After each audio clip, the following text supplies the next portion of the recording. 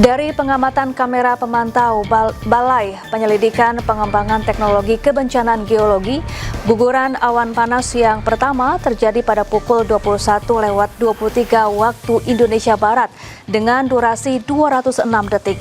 Kemudian, guguran awan panas yang kedua terjadi pada pukul 22:59 waktu Indonesia Barat dengan durasi 121 detik. Jarak luncur keduanya sejauh 2.000 meter ke arah barat daya Kali Bebeng. Tingginya aktivitas vulkanik Gunung Merapi, saat ini status Gunung Merapi tetap pada level 3 atau siaga. Untuk warga sekitar lereng Merapi diimbau untuk tidak melakukan aktivitas dalam radius 5 hingga 7 km dari puncak Merapi.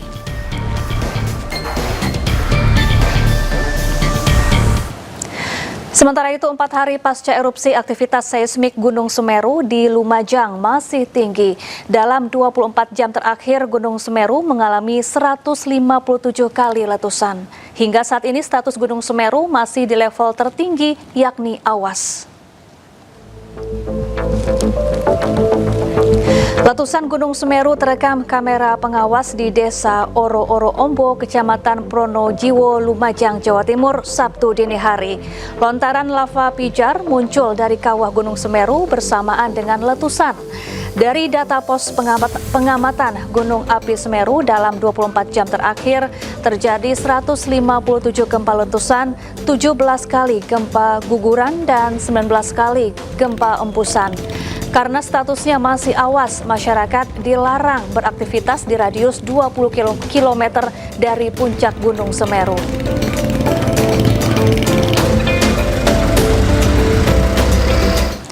Yang memasuki hari keempat pasca erupsi Gunung Semeru, bantuan untuk para pengungsi terus berdatangan. Selain logistik, bantuan berupa pakaian anak-anak hingga mainan juga terus mengalir dari berbagai pihak. Bantuan untuk para pengungsi berdatangan di posko pengungsian di SD Negeri 4 Supiturang di Kecamatan Pronojiwo, Lumajang, Jawa Timur. Rona bahagia tampak pada sejumlah anak saat mendapatkan mainan baru dari relawan. Lantaran telah 4 hari tinggal di pengungsian dengan segala keterbatasan. Di lokasi ini total ada 214 jiwa yang diantaranya 30 pengungsi anak-anak, 12 balita, dan 16 pengungsi lansia yang termasuk kelompok rentan. Data terbaru Posko Tanggap Darurat Bencana Erupsi Gunung Semeru, jumlah pengungsi per 21 November 2025 malam telah berkurang menjadi 645 jiwa di 2 titik pengungsian, termasuk yang mengungsi di rumah-rumah kerabatnya.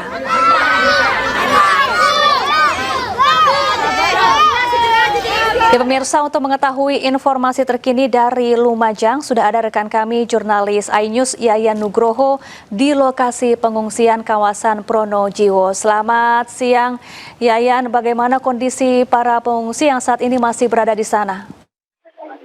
Selamat siang Safa dan juga pemirsa. Saat ini saya berada di lokasi pengungsian, tepatnya di SMP Negeri 2 Pronojiwo, di mana di tempat ini ada sekitar 192 pengungsi yang menempati lokasi ini sejak pasca erupsi Gunung Semeru terjadi. Untuk saat ini baru saja ada kunjungan dari utusan khusus Presiden bidang pariwisata, yakni Zita Anjani. Untuk pengungsi sendiri di posko pengungsian ini kebutuhan seperti logistik, makan siap saji sudah terpenuhi, dan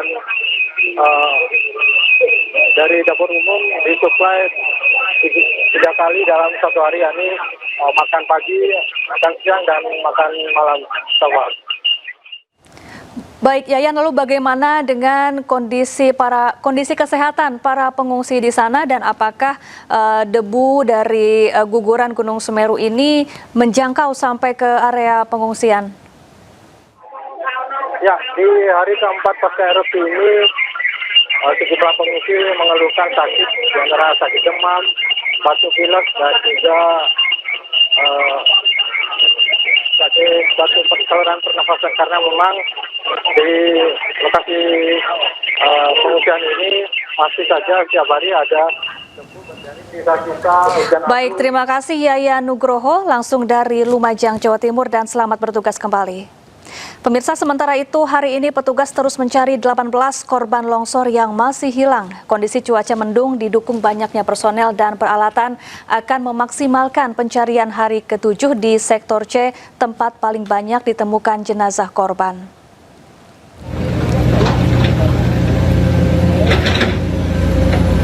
Gabungan terus melakukan upaya pencarian di hari ke-7 pasca bencana longsor di Dusun Situkung, Pandanarum, Banjarnegara, Jawa Tengah. Meski cuaca mendung, namun petugas terus mencari dengan bantuan 22 alat berat serta anjing pelacak. Sementara sebanyak 900 personel fokus mencari di 3 sektor. Sebelumnya, Jumat kemarin, petugas kembali menemukan 2 potongan tubuh korban. Total ada 12 dari 28 korban yang telah ditemukan, sementara 18 korban lainnya masih hilang. Jumlah pengungsi korban longsor saat ini ada di 5 titik lokasi pengungsian terus meningkat hingga mencapai 1.019 jiwa, naik dari sebelumnya yang di kisaran 950 jiwa.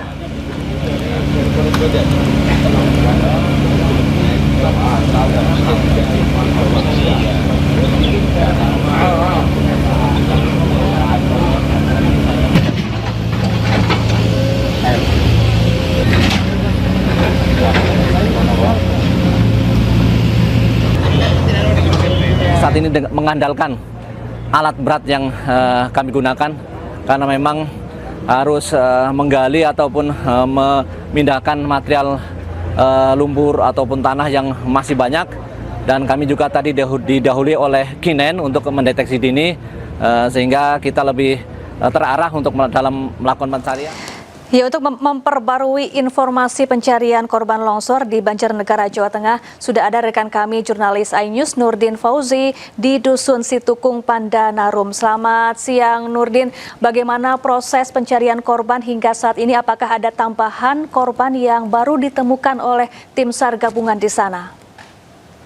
Selamat siang, Sapa. Saat ini saya berada di tempat lokasi terjadinya longsor, Dusun Situkung, Pandanarum, Banjarnegara, Jawa Tengah. Saat ini masih terus beroperasi di hari ke-7, sebanyak 22 alat berat telah diterjunkan beserta 12 Alkon. Nah, bisa kita lihat di layar, Sapa.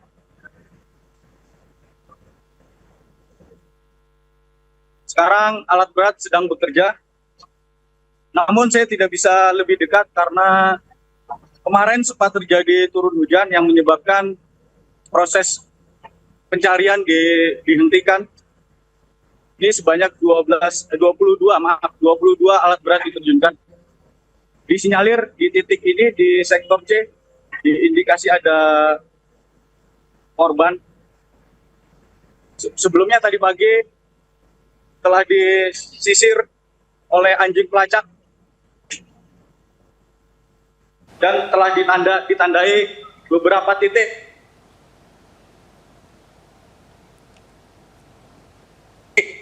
yang diduga terdapat korban di dalamnya. Ini sejumlah relawan yang terjunkan hari ini mencapai kurang lebih 900 personil tim gabungan dari TNI Polri beserta Basarnas. Bisa kita saksikan, Sapa. Saya tidak bisa lebih mendekat karena alat berat sedang beroperasi.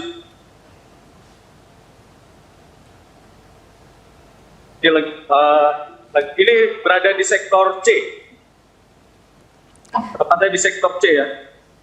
Baik Nurdin, sampai saat ini data terbaru total ada berapa jumlah korban yang telah ditemukan meninggal dunia dan berapa korban yang masih hilang? Kemudian apa saja kendala yang dihadapi oleh tim SAR dalam mencari korban yang masih tertimbun material longsor?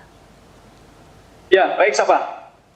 Untuk saat ini, hingga hari ini, hari ke-7, jumlah korban yang telah ditemukan sebanyak 10 korban yang telah teridentifikasi, dan yang masih proses pencarian sebanyak 18 korban, Sapa. Selain itu, kendala yang dihadapi saat ini karena cuaca buruk. Hari kemarin telah terjadi hujan lebat sehingga kontur tanah yang sulit untuk dilalui karena tanah basah untuk relawan sulit dilewati ya.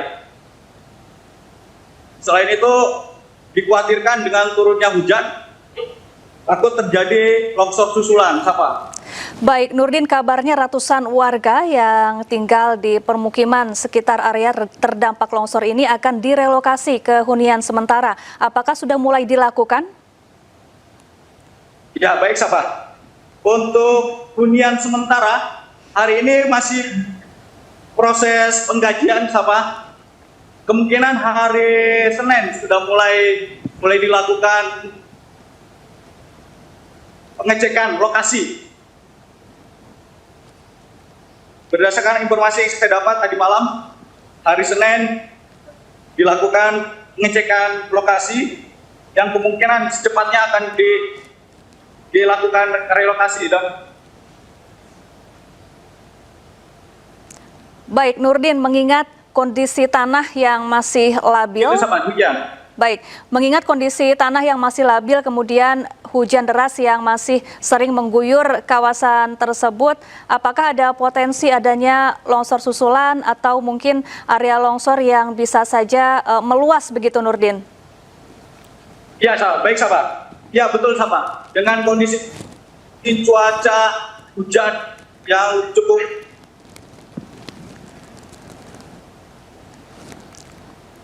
Baik, sayang sekali komunikasi kita terputus, pemirsa. Terima kasih Nurdin Fauzi langsung dari Banjarnegara, Jawa Tengah. Pemirsa, banjir yang masih merendam permukiman dan area persawahan di sejumlah titik di Pangandaran, Jawa Barat membuat sejumlah warga mulai terjangkit penyakit kulit seperti gatal-gatal dan kutu air. Di Dusun Anggaraksan, Desa Maruyung Sari, Kecamatan Padaherang, warga terdampak banjir mulai mengeluhkan gatal-gatal di kulit, demam, serta batuk pilek. Banjir yang sudah berhari-hari menggenangi permukiman dan sawah ini disebabkan luapan air Sungai Citanduy serta kiriman air dari wilayah Tasikmalaya, Ciamis, dan Banjar. Untuk mengantisipasi penyebaran penyakit, Dinas Kesehatan Pangandaran melalui Puskesmas Padaherang turun langsung menyisir lokasi banjir, melakukan pemeriksaan kesehatan, serta membagikan obat dan salep anti gatal secara gratis. Di tengah kondisi ini, Bupati Pangandaran Citra Fitriami terus melakukan pemantauan dengan mendatangi langsung setiap lokasi banjir di Kecamatan Kalipucang dan Padaherang. Bupati juga meninjau kondisi kesehatan warga dan menginstruksikan agar bantuan kesehatan dan logistik segera atau dipercepat. Sementara itu, tingginya intensitas hujan yang mengguyur Kota Padang sejak Jumat malam hingga Sabtu pagi membuat sejumlah lokasi di Kecamatan Koto Tangah, Kota Padang terendam banjir dengan ketinggian hingga 1 meter. Petugas BPBD Kota Padang melakukan proses evakuasi terhadap sejumlah warga yang terkepung banjir di permukiman Dadok Tunggul Hitam, Kecamatan Koto Tangah, Kota Padang.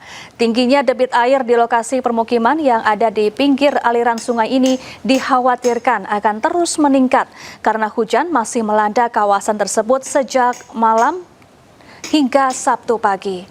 Sejumlah ibu hamil dan lansia juga dievakuasi oleh petugas dengan perahu karet ke lokasi yang lebih aman yang ada di ketinggian.